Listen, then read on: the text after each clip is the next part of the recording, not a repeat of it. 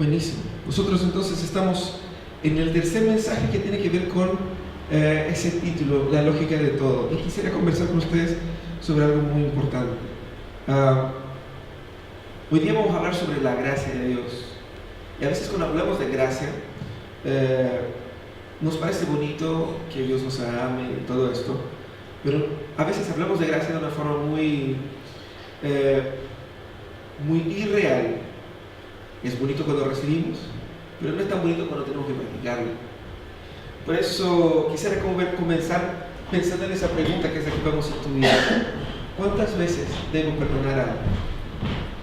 ¿Cuántas veces debo perdonar a alguien?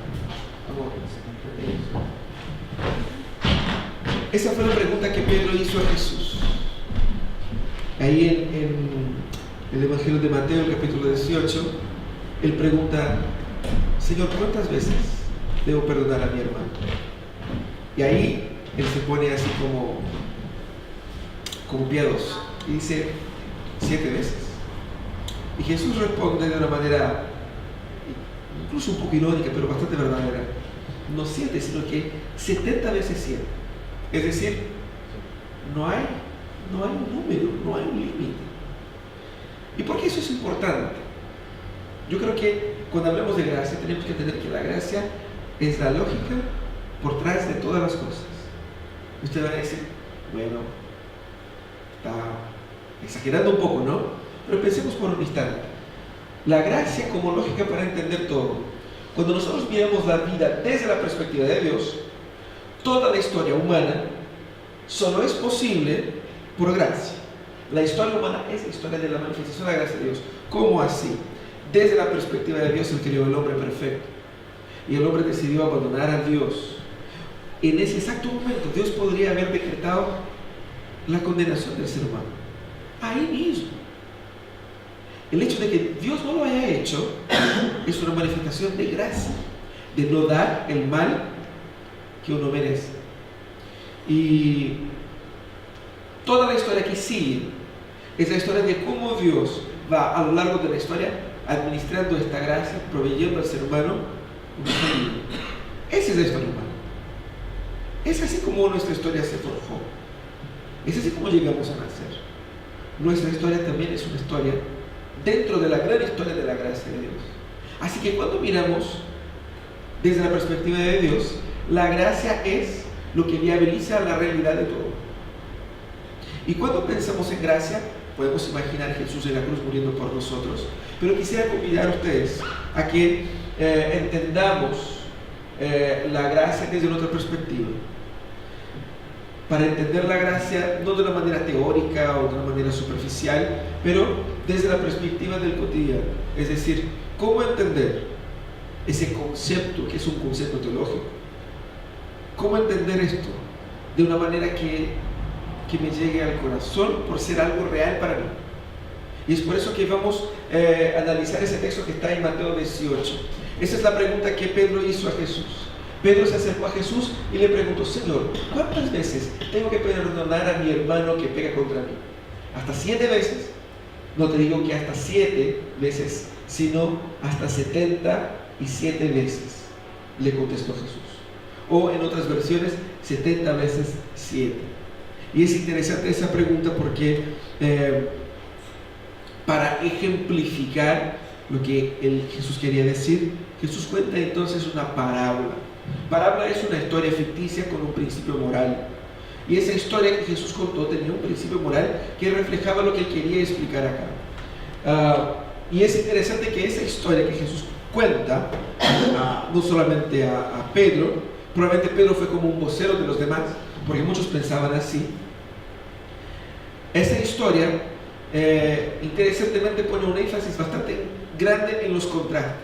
Y nosotros vamos a conversar un poco sobre estos contrastes y ver cómo ellos son interesantes. Mira, es la historia de una persona que está en deuda, una deuda inmensa, y va ante al rey rendir cuentas y suplicar por su vida. Así dice la Biblia. Por eso el reino de Dios, Jesús diciendo, por eso el reino de Dios, o el reino de los cielos, se parece a un rey que quiso ajustar cuentas con sus siervos. Al comenzar a hacerlo, se le presentó uno que le debía miles y miles de monedas de oro. Como él no tenía con qué pagar, el Señor mandó que vendieran a él y a su esposa y a sus hijos y todo lo que tenía para así saldar la deuda. El siervo se postró delante de él diciendo: tenga paciencia conmigo, le rogó, y se lo pagaré todo. El Señor se compadeció de su siervo y le perdonó la deuda y lo dejó en libertad. La historia, esa es la primera parte. Pero mire qué interesante. El reino de los cielos es parecido a un rey que tenía obviamente muchos súbditos y empezó a rendir cuenta de sus súbditos. Y llega uno que le debía una cantidad inmensa de dinero. Algunas versiones bíblicas ponen como 10 o como miles y miles de monedas de oro, o literalmente es 10.000 talentos de plata. Talento es un tipo de peso de aquella época que equivale más o menos entre 33 y 27 y 33 kilos. Estamos hablando posiblemente de un valor equivalente a unos 10 millones de dólares. Ese era el tamaño de la deuda. No sabemos bien quién era este caballero. Probablemente podría haber sido una persona que estaba a cargo de una ciudad o de una pequeña comunidad y que tenía que rendir cuentas al tesoro público, y de repente se guardó esa plata, se gastó, no sé. El punto es, cuando se mide esto desde la perspectiva de un trabajador básico, para juntar todo este dinero, bueno, imposible en la vida, pero él tenía que trabajar para juntar un talento. Él tenía que trabajar 1000 semanas para juntar un talento. En la historia Jesús habla de 10.000 talentos. Hagan la cuenta. Pensando también en un trabajador que recibe un sueldo más alto, como una persona que está encargada de una población o algo así. Aún así, estamos hablando de una capacidad de ahorro de 10 millones de dólares. O sea, es un poco más allá de lo que quizás manejemos en la vida. Es el tamaño de la deuda, y es interesante que era una deuda impagable de por sí. Él se acerca al rey y dice así: el rey dijo antes de eso: bueno, no hay caso, vamos a ejercer aquí la cláusula que se ocupa para situaciones así. Era común en otros países en la época de Jesús que las personas fuesen vendidas como esclavos para trabajar hasta que pagaran su deuda, y en el caso aquí sería hasta el fin de sus vidas. El punto es que cuando el rey dio la sentencia, él suplica al rey, se postra delante de él y dice: tenga paciencia conmigo. Era una deuda impagable, pero él aún suplicaba por paciencia. Y dice: y se lo pagaré todo. Lo que probablemente es una mentira, o sea, eso no es factible. Bueno, el Señor entonces, al ver esa situación, se compadeció. ¿Qué es lo que hace el rey? Absorbe la deuda, asume la deuda y le perdona la deuda totalmente. Desde aquel momento en adelante, ese hombre, a los ojos de todos los siervos y de todo el reino, era un hombre libre de cualquier deuda real. Bueno, el tema es que al salir de ahí vemos este impacto del contraste. Tenemos ahí una deuda impagable, tenemos ahí una promesa imposible, que es la promesa de que él iba a pagar si el rey hubiese tenido paciencia. Y tenemos ahí un perdón sorprendente. Hasta ese momento, si terminara ahí la historia, sería una historia feliz. Pero la historia que Jesús estaba contando es una historia triste. Porque cuando ese caballero sale, mira lo que hace él. Al salir, aquel siervo se encontró con uno de sus compañeros que le debía 100 monedas de plata. Estamos hablando de algunos días de trabajo. Estamos hablando de que es como que alguien que debe 10 millones de dólares, uno, y el otro debe 100 mil pesos. O sea, 100 mil pesos es algo, pero es pagable. Es pagable. Tanto es pagable que cuando Falabella da la tarjeta más barata, pone 200,000 pesos para que uno se endeude, ¿no? Es pagable, uno puede trabajar, ahorrar y qué sé yo, por meses y ahí pagar esa deuda. Ese es el contexto. Pero lo agarró por el cuello y comenzó a estrangular. No lo llamó a conversar. Oye, caballero, sentemos aquí. ¿Qué pasa? Conversemos. Lo primero que hizo cuando lo vio fue avanzar en su cuello y empezar a estrangularlo. Y exigió: págame lo que me debes. Su compañero, ojo, hizo casi lo mismo que él. ¿Qué es lo que hizo? Se postró, como él se había postrado, y dijo: ten paciencia conmigo, como él también había dicho. Pero la diferencia es que aquí, cuando él dice: yo te lo pagaré, no es como una suposición que tenía el primero, en la primera escena. Yo podría pagarte si tienes paciencia conmigo. Aquí, cuando él dice, la construcción del texto está claramente diciendo la idea de que yo sí te puedo pagar, pero necesito que me des un poco más de tiempo. Lo que vemos aquí en esa historia es que ese mismo hombre que fue perdonado ahora estaba en una situación de profundo descontrol, pero él se negó, y más bien fue y lo hizo meter en la cárcel hasta que pagara la deuda. Interesante que este caballero debía tan poco comparado a él, que ni siquiera se encajaba en la cláusula de ser vendido como esclavo, porque una deuda de este tamaño, con unos pocos días de trabajo forzado, ya cancelaba la deuda. El punto es que en esa segunda escena nosotros encontramos una reacción que es realmente inesperada, y esa reacción trae un caballero que viene con una deuda que es sumamente pagable, y uno va a decir que justo es justo, o sea, si uno debe, uno tiene que pagar. O sea, estamos de acuerdo con eso. El punto es, en contraste con el otro, de la deuda impagable, esa deuda era sumamente pagable, esa promesa era sumamente posible de cumplir, en contraste con la promesa que el mismo caballero que dio al rey, en cuanto su promesa era imposible de cumplir, al menos en esa vida. La promesa de este otro era sumamente posible. No obstante, tenía ahí una diferencia. En lugar del perdón del rey, aquí tenemos una intransigencia incomprensible. ¿Y por qué incomprensible? Uno puede decir: pero él está haciendo lo correcto. Ante la ley no hay nada equivocado. Alguien le debe y él está exigiendo lo que es su derecho. Hago un paréntesis aquí y vuelvo a la primera pregunta: ¿cuántas veces debo perdonar a mi hermano?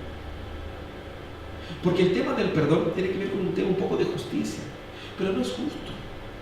Una y otra vez me ha fallado. Una y otra vez. No es justo esto lo que está pasando. Si usted se fija, el gran problema del ser humano tiene que ver con el concepto de justicia. La relación que tenemos con las personas pasa por ese punto.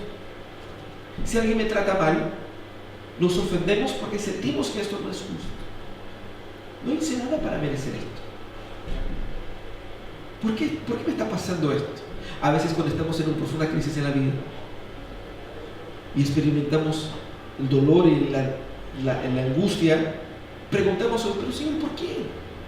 No me parece justo. El concepto de justicia y de gracia están muy asociados. Ese caballero estaba haciendo lo justo, pero ¿por qué eso era incorrecto?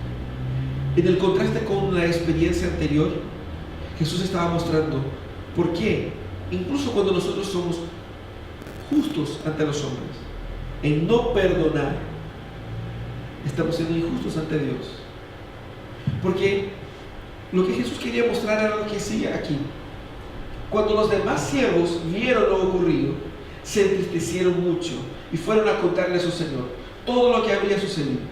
Entonces el Señor mandó llamar al siervo malvado, le increpó: te perdoné toda aquella deuda porque me lo suplicaste.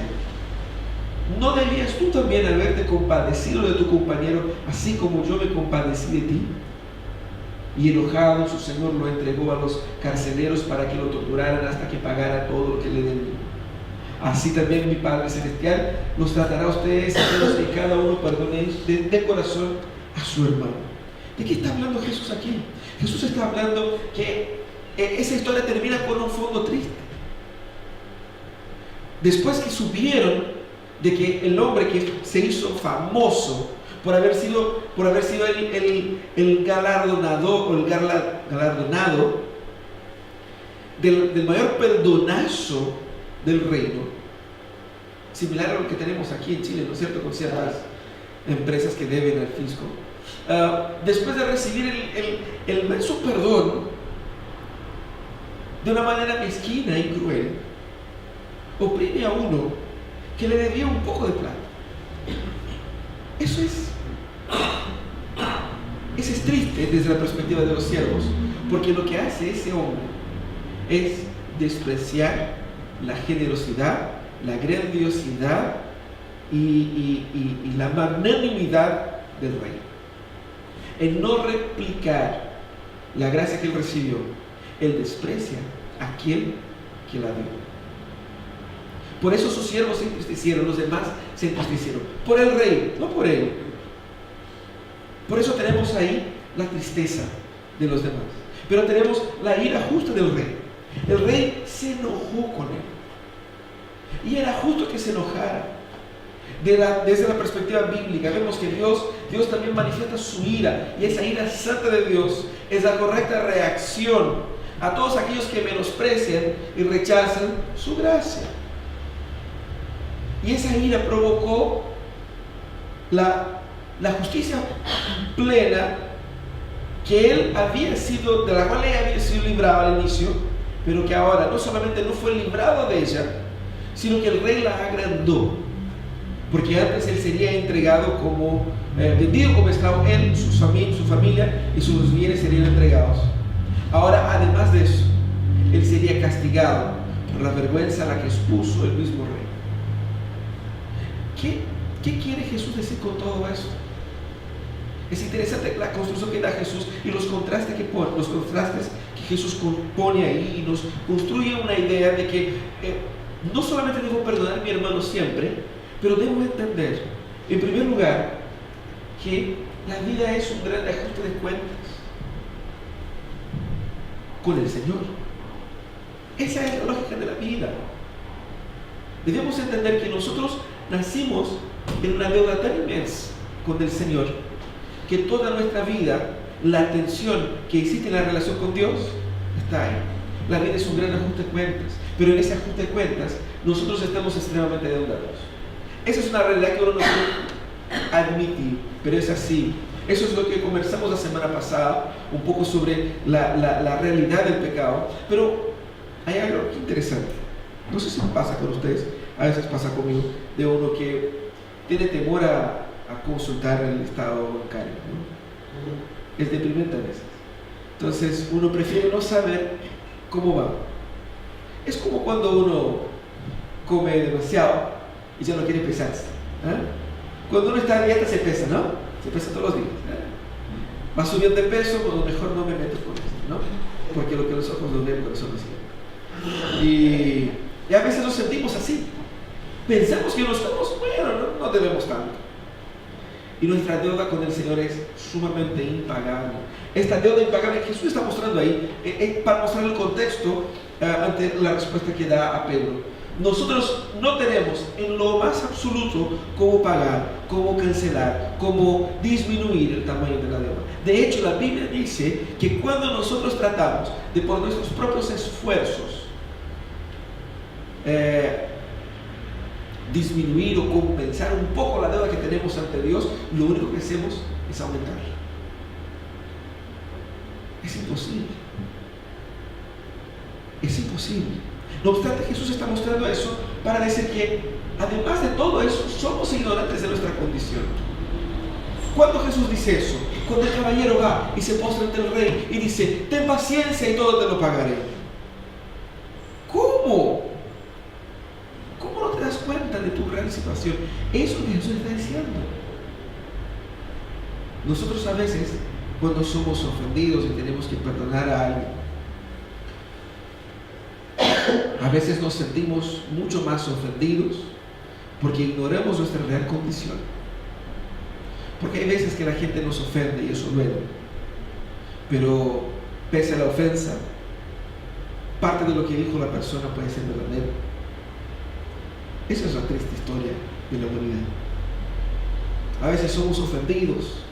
Tú eres un guatón. ¿Por qué me tratas así? No es verdad. Hay algo malo en nosotros. Y muchas veces la gente nos ofende con agresiones verbales que quizás son menores de lo que la verdadera identidad nuestra.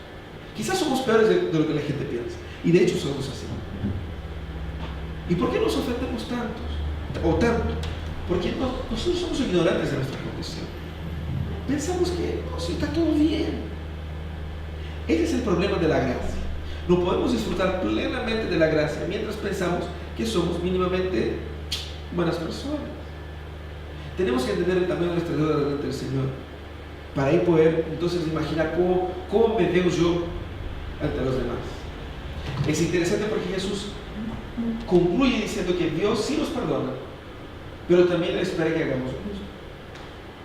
No espera que hagamos lo mismo para validar lo anterior. Él espera que la experiencia de haber sido perdonado genere una condición, genere una forma de vivir, genere una conducta, genere un estilo, una gratitud absoluta. Así que debemos comprender el tamaño de la gracia que nos alcanzó. Esa es la lección principal que Jesús da aquí. Cuando Pedro pregunta, ¿cuántas veces debo perdonar? Jesús dice, a ver, ¿cuántas veces tú fuiste perdonado? ¿Cuántas veces Dios tuvo que perdonarte hoy día? Haz la cuenta. Esa es más o menos la cuenta que debes hacer. Pedro hacía esa pregunta porque los fariseos pensaban así. ¿Cuántas veces debo perdonar? ¿Cuántas veces debo hacer tal cosa? ¿Cuántos pasos debo dar? ¿Cuántas veces debo hacer? En la lógica de la gracia no existe contabilidad. No existe contabilidad. ¿Por qué? Porque cuando imaginamos el tamaño de la deuda que ultrapasa la cantidad contable de nuestra mente, nos damos cuenta de que, bueno, mejor no sigo contando porque va a empeorar la situación. Para entender el tamaño de la gracia de Dios, debemos estar conscientes de que sí, somos peores de lo que nos imaginamos ser, pero hay un perdón inmenso que es administrado gratuitamente. Esto es gracia. ¿Sabe lo que esto produce? Esto produce libertad. Eso produce libertad. Imaginen ustedes, yo me imaginé esto esta semana. ¿Cómo pudo haber salido este hombre de este encuentro? Él fue a encontrarse con el rey, consciente de su deuda, consciente de su situación impagable. Él sabía que lo más probable era de ahí a la cárcel. Pero todo se da una vuelta inesperada y el rey lo perdona completamente. ¿Cómo sale este hombre de este encuentro? ¿Cómo saldría uno? Llorando de felicidad, cantando, saltando, gritando. Él no tenía celular, pero si hubiera tenido, lo primero que iba a hacer, iba a llamar a la mujer. Vamos a hacer un asado. Llama a los vecinos, los amigos. Ponen la tarjeta, no tiene problema porque está perdonado. La sensación, la experiencia, la alegría de haber sido librado de un peso, de una carga. Y la gran mayoría de los chilenos sabe qué es lo que es la carga de la deuda, ¿no? De estar ahí con esto, que el compromiso y que te oprime y que uno tiene que, ay, ¿cómo lo hago? Haber sido librado de esto debiera producir en él libertad.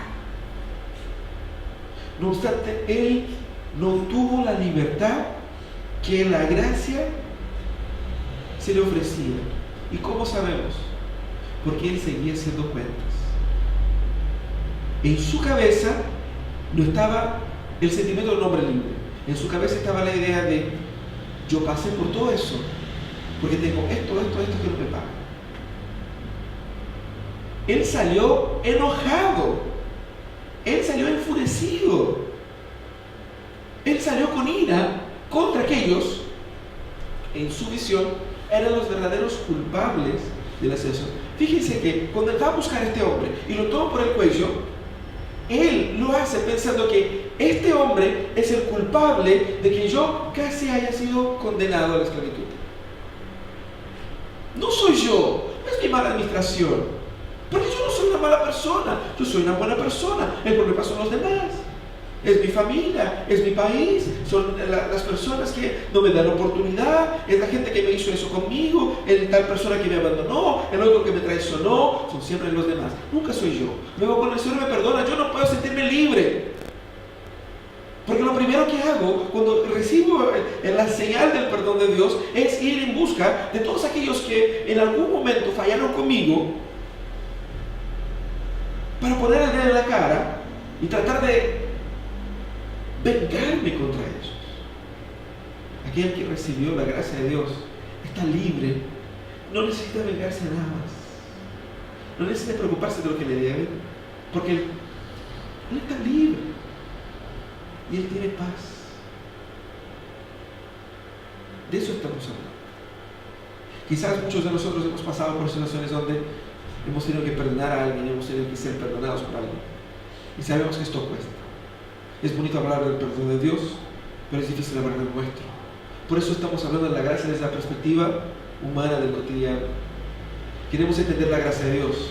Tenemos que entender que la gracia de Dios es como en esa historia, un perdón inmenso derramado hacia nosotros, que debe producir en nosotros un tipo de gratitud, un tipo de humildad, un tipo de obediencia, de amor, que cambia nuestra historia. Debemos vivir la dinámica de la gracia en una constante vida de perdón. ¿Cuántas veces debo perdonar? Todas las veces que he sido yo perdonado por Dios. ¿Cuántas veces debo volver a empezar? ¿Cuántas veces debo ser humilde? Todas las veces que reconozca el tamaño de mi fracaso. ¿Y cuántas veces debo sentir que hay esperanza? Todas las veces que recuerde que cuando yo aún era pecador, aún era fracasado, Él vino hacia mí. No fui yo que fui a presentarme a Él y suplicarle, Él vino hacia mí. Eso es gracia. Eso es gracia.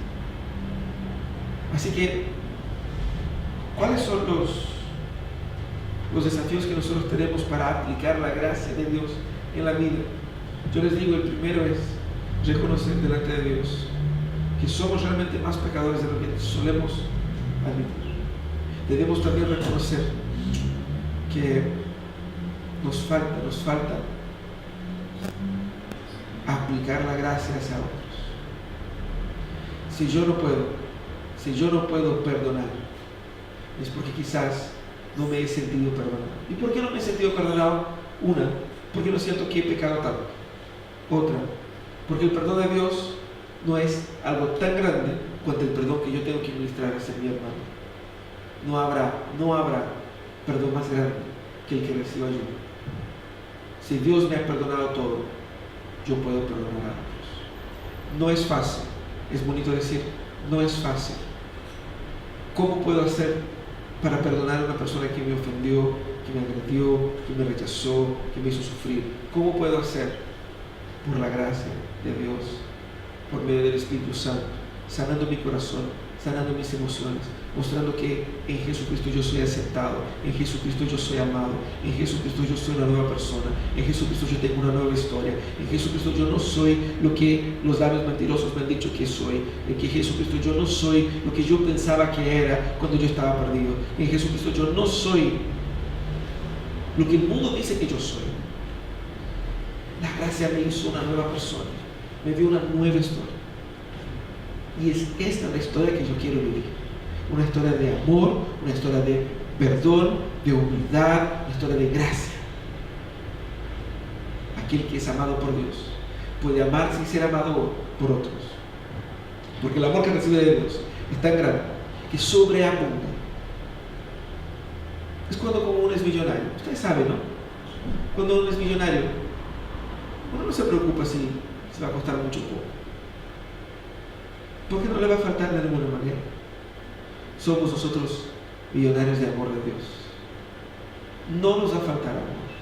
Siempre seremos sumamente amados. Y cuando alguien nos niegue amor, vamos a tener aún así más amor de lo que hubiéramos necesitado en esta vida. Por eso podemos seguir amando y perdonando. Esto es la gracia de Dios. Por eso la gracia es la lógica de todo.